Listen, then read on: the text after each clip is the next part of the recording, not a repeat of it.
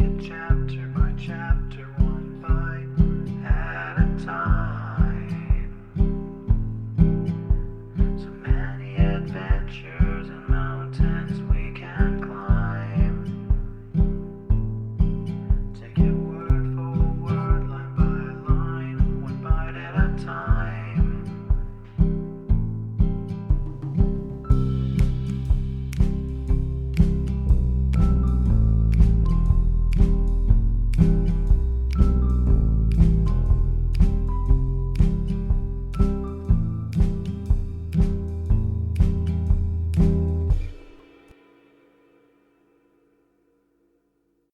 Welcome to Bite at a Time Books, where we read you your favorite classics one bite at a time.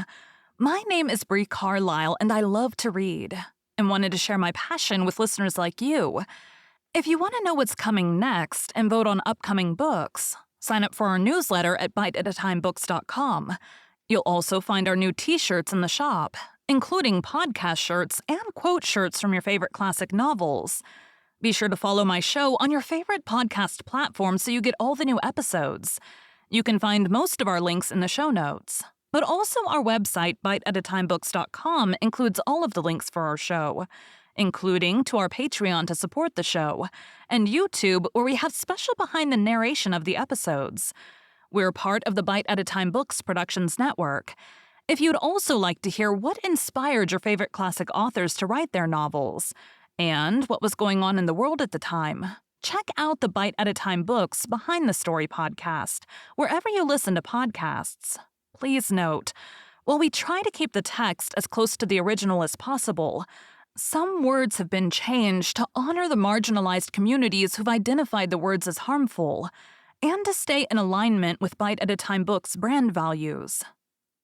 Today we'll be continuing Great Expectations by Charles Dickens. Chapter 52. From Little Britain I went, with my check in my pocket, to Miss Givens's brother, the accountant, and Miss Givens's brother, the accountant, going straight to Clarriker's and bringing Clarriker to me. I had the great satisfaction of concluding that arrangement. It was the only good thing I had done, and the only completed thing I had done since I was first apprised of my great expectations. Clarriker informing me on that occasion that the affairs of the house were steadily progressing, that he would now be able to establish a small branch house in the East, which was much wanted for the extensions of the business, and that Herbert, in his new partnership capacity, would go out and take charge of it. I found that I must have prepared for a separation from my friend, even though my own affairs had been more settled.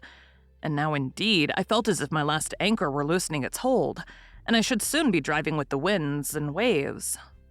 But there was recompense in the joy with which Herbert would come home of a night and tell me of these changes, little imagining that he told me no news, and would sketch airy pictures of himself, conducting Clara Barley to the land of the Arabian Nights, and of me going out to join them with a caravan of camels, I believe, and of our all going up the Nile and seeing wonders. Without being sanguine as to my own part in those bright plans, I felt that Herbert's way was clearing fast, and that old Bill Barley had but to stick to his pepper and rum, and his daughter would soon be happily provided for. We had now got into the month of March. My left arm, though it presented no bad symptoms, took in the natural course so long to heal that I was still unable to get a coat on. My right arm was tolerably restored, disfigured but fairly serviceable. On a Monday morning, when Herbert and I were at breakfast, I received the following letter from Wemmick by the post. "Walworth, burn this as soon as read. Early in the week, or say Wednesday, you might do what you know of if you felt disposed to try it. Now burn." When I had shown this to Herbert, and had put it in the fire, but not before we had both got it by heart, we considered what to do. For of course my being disabled could now be no longer kept out of view. "I've thought it over again and again," said Herbert, "and I think I know a better course than taking a Thames waterman. Take Startop. A good fellow, a skilled hand, fond of us, and enthusiastic and honorable." I had thought of him more than once. "But how much would you tell him, Herbert?"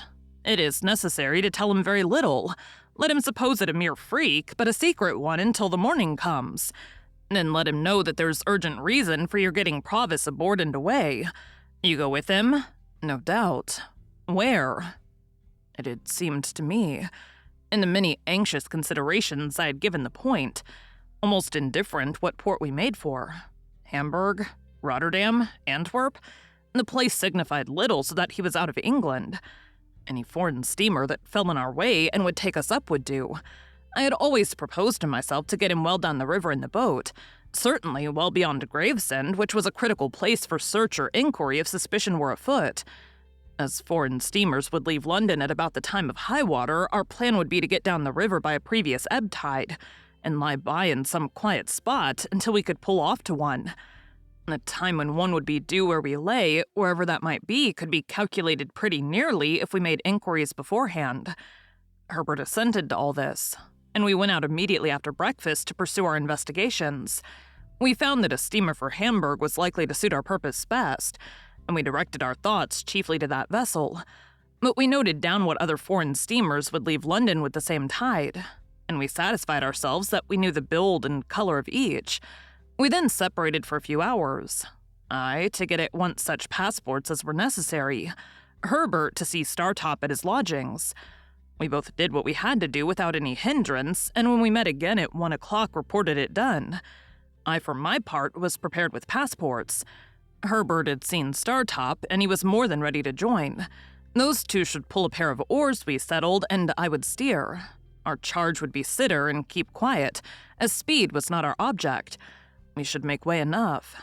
We arranged that Herbert should not come home to dinner before going to Millpond Bank that evening, that he should not go there at all tomorrow evening, Tuesday, that he should prepare Provis to come down to some stairs hard by the house on Wednesday when he saw us approach, and not sooner, that all the arrangements with him should be concluded that Monday night, and that he should be communicated with no more in any way until we took him on board.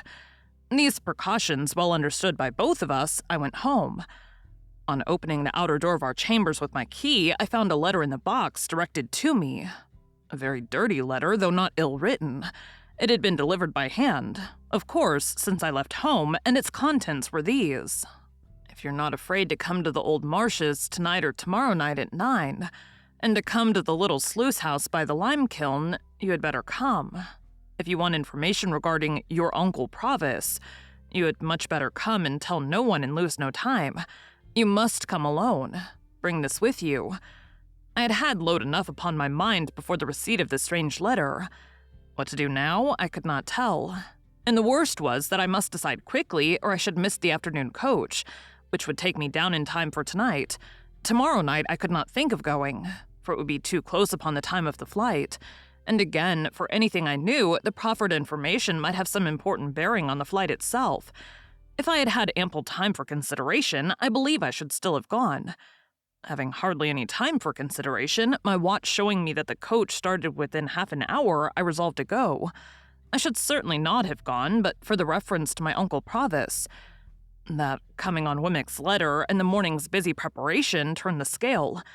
It is so difficult to become clearly possessed of the contents of almost any letter in a violent hurry, that I had to read this mysterious epistle again twice before its injunction to me to be secret got mechanically into my mind. Yielding to it in the same mechanical kind of way, I left a note in pencil for Herbert, telling him that as I should be so soon going away, I knew not for how long. I had decided to hurry down and back to ascertain for myself how Miss Havisham was faring. I had then barely time to get my greatcoat, lock up the chambers, and make for the coach office by the short byways. If I had taken a hackney chariot and gone by the streets, I should have missed my aim, going as I did. I caught the coach just as it came out of the yard. I was the only inside passenger, jolting away knee-deep in straw when I came to myself. For I really had not been myself since the receipt of the letter. It had so bewildered me, ensuing on the hurry of the morning. The morning hurry and flutter had been great, for long and anxiously as I had waited for Wemmick, his hint had come like a surprise at last.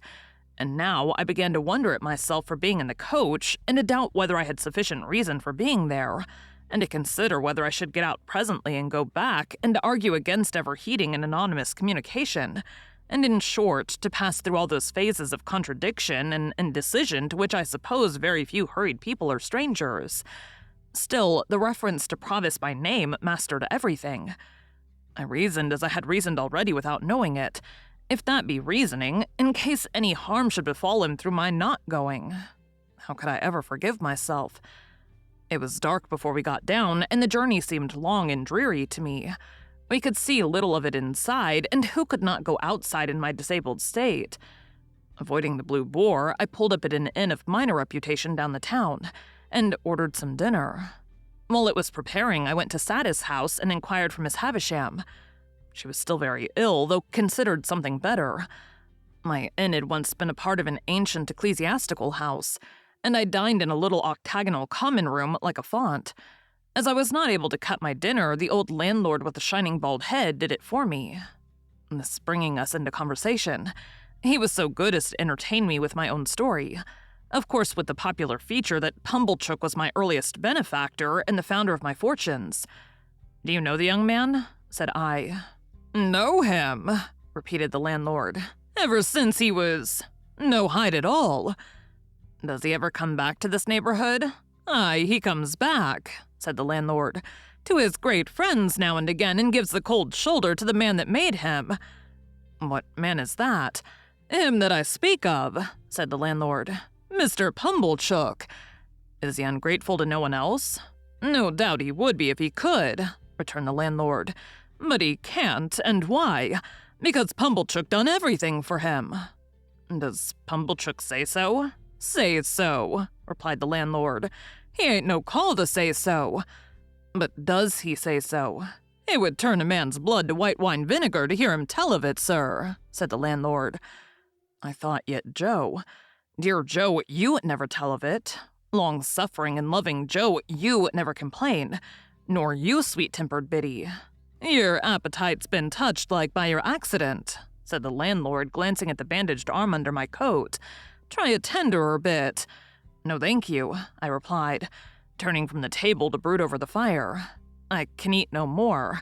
Please take it away." I had never been struck at so keenly for my thanklessness to Joe, as though the brazen impostor Pumblechook, the falser he, the truer Joe, the meaner he, the nobler Joe.